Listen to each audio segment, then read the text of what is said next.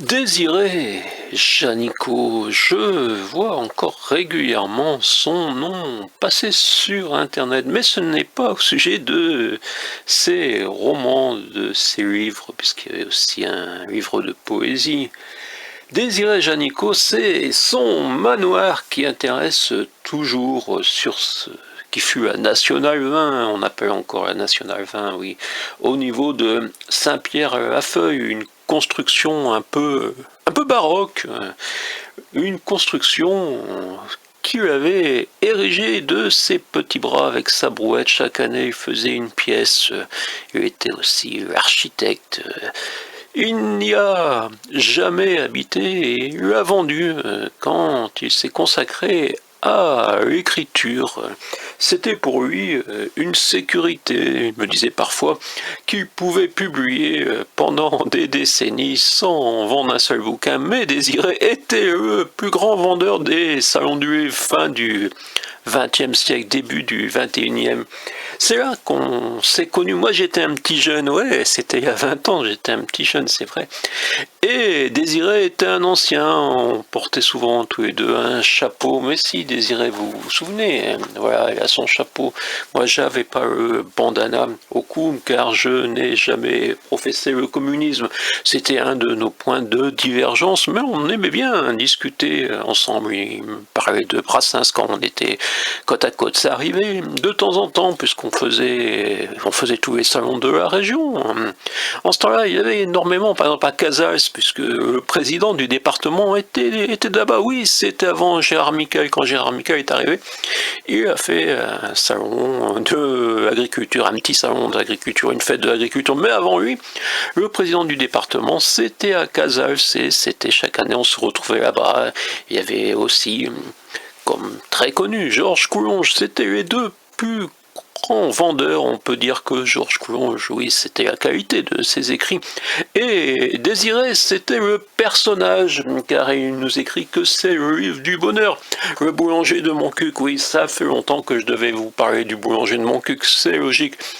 Et je vous dirais même que quand j'ai lancé au début des années 2000 le salon du livre du net et que j'ai rencontré, je raconte, monsieur Daniel Maury dans son bureau, j'avais envie que le premier invité d'honneur soit Georges Coulonge, dont je vous ai parlé, et le deuxième, Désiré Janicot. Le salon du livre n'a jamais eu lieu car monsieur le conseiller général et maire de Montcuq n'était pas intéressé, je crois, par la culture, et Désiré l'avait rencontré également quand il préparait le boulanger de Montcuq. Et il était assis au bistrot, il m'avait dit, et le maire était naturellement venu le voir car c'était un personnage. Et quand il dit qu'il allait écrire un livre sur Montcuq, le maire n'était pas très rassuré. Ça fait partie de mes souvenirs, vous pouvez en avoir d'autres. Désiré vous a peut-être raconté d'autres choses. Donc ça se déroule à Montcuq, mais pas tout à fait, c'est plutôt à Bagat en Quercy. On apprend que le héros Honoré Coquevert sera un jour le boulanger de Montcuq, mais entre-temps, il vient de naître.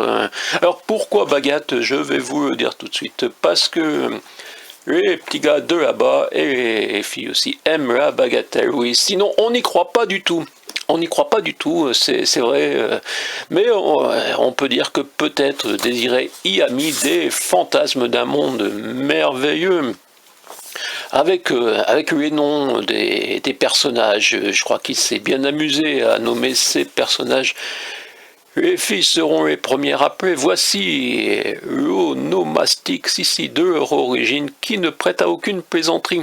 Mais s'il faut convenir que le sort est parfois cruel dans l'anthroponymie ici désiré utiliser. Et mon nom, on a mademoiselle Bonjean, mademoiselle Ferratou, et Minouche, Régal. J'en prends troquet chez les garçons, Cocuron, qu'on retrouvera plus tard, qui fut effectivement souvent cocu, et oui, c'est Désiré qui raconte. Prosper Mézitou, il y a aussi Hippolyte Perdrigal, et s'il y a Mézitou, il y a aussi Marcel Mémoitou. Voilà, Désiré s'est amusé, mais il s'est peut-être encore plus amusé avec mademoiselle Magali, j'allais dire Brigitte, Magali Larrey, qui était donc l'instite de Bagat-en-Quercy et non pas Madame Larrey de Montcuq. Eh oui, Mademoiselle Larrey de Montcuq, c'était bien sûr le jeu de mots de Désiré. Voyons Désiré. Ensuite, j'ai encore... il faut dire aussi que tout le monde dans cette commune vivait en parfaite entente et que chacun y avait mis du sien. La parfaite entente dans le Quercy.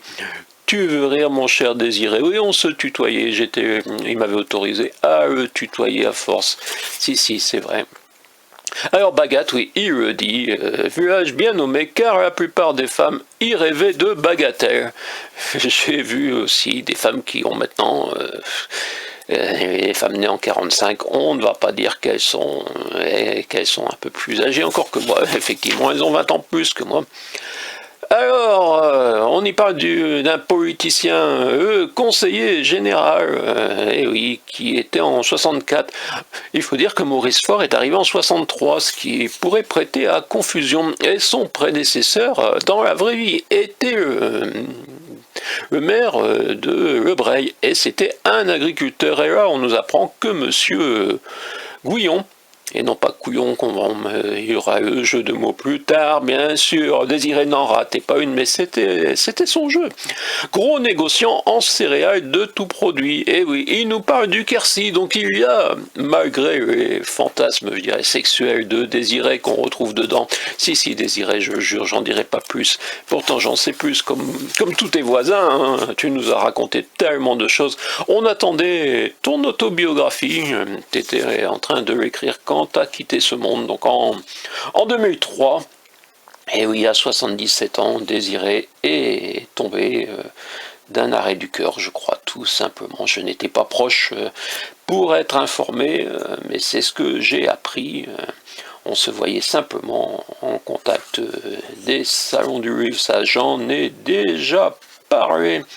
Et le nouveau propriétaire donc du manoir, qui est peut-être encore le même auquel Désiré avait vendu, va en faire quelque chose. Il paraît que c'est en cours pour une forme de ferme à visiter, une ferme témoin.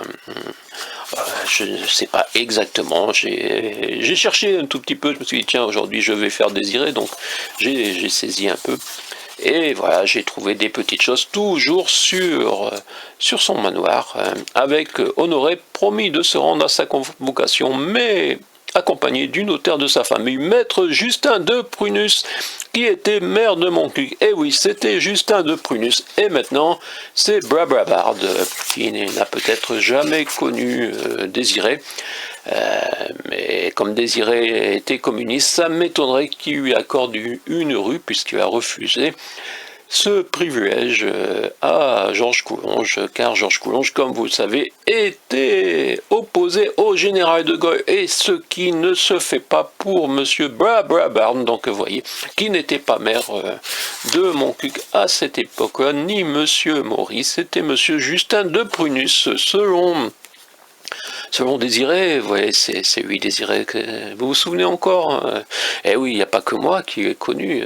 Alors n'hésitez pas à raconter aussi vos souvenirs. Donc même si d'un point de vue purement littéraire, je dirais, ce n'est pas un grand roman, c'est une manière de connaître la pensée de Désiré, je dirais. Si, je n'en dis pas plus. Et voilà le titre, Le boulanger de Montcuq. Montcuq TV vous parle également de la littérature générée par le nom de notre commune, qui s'appelle maintenant Montcuq en Cubé. On se serait encore amusé avec Désiré, mais Désiré n'aura pas 100 ans. Et il aurait eu 100 ans en 2026, si je vous l'ai déjà dit qu'il était né en 1926, si je me souviens. C'était 3 ans avant ma maman. Et oui.